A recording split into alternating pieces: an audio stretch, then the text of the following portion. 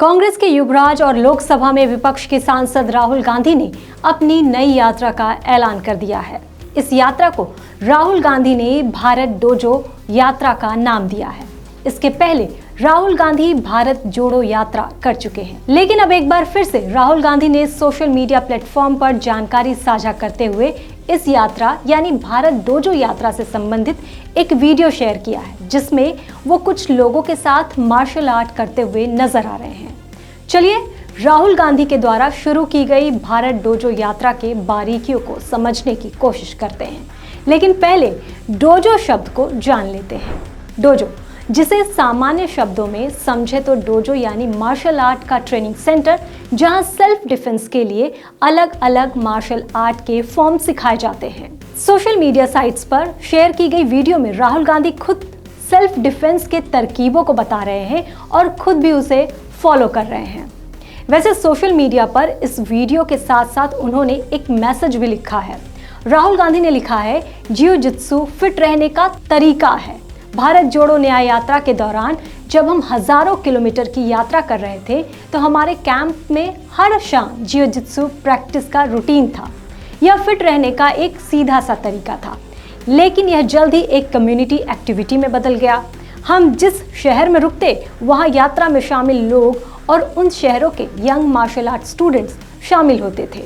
हमारा मकसद इन युवाओं को इस जनरल आर्ट की खूबसूरती को बताना था।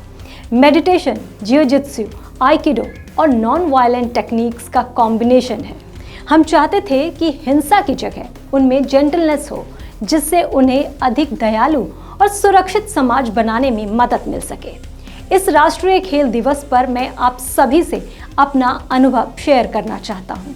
उम्मीद है कि आप में से कुछ लोग जेंटल आर्ट की प्रैक्टिस के लिए इंस्पायर होंगे। भारत डोजो यात्रा की शुरुआत जल्द होगी, ये जानकारी राहुल गांधी ने शेयर किया।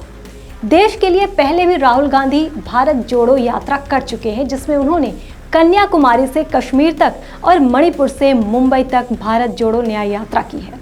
जाहिर सी बात है, इन यात्राओं का मकसद चुनावी जंग को जीतना है और अब राहुल गांधी की भारत डोजो यात्रा को भी इसी से जोड़कर देखा भी जा रहा है। वैसे ऐसा नहीं है कि देश की जनता से जुड़ने के लिए सिर्फ राहुल गांधी ऐसा कर रहे हैं।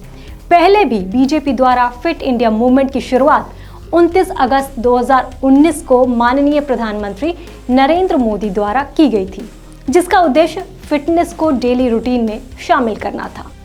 सिर्फ इतना ही नहीं, इस मूवमेंट का उद्देश्य व्यवहार में बदलाव लाना और शारीरिक रूप से अधिक सक्रिय जीवन शैली की ओर बढ़ावा था।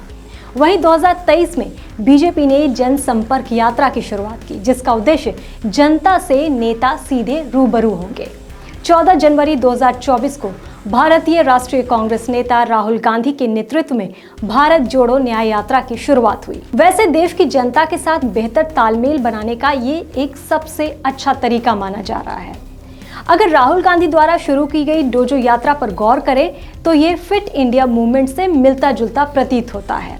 ऐसा इसलिए क्योंकि दोनों में ही फिटनेस की बात की जा रही है। भारतीय राजनीति में राजनीतिक पार्टियों द्वारा की गई यात्राएं अब एक महत्वपूर्ण और प्रभावशाली रणनीति बन चुकी है।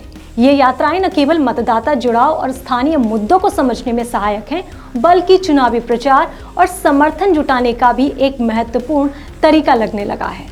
नेताओं की यात्राएं राजनीति के वर्तमान परिदृश्य में एक महत्वपूर्ण भूमिका निभाती है और यह दर्शाती है कि भारतीय राजनीति में रणनीति और जनसंपर्क की कितनी महत्वपूर्ण भूमिका होती है।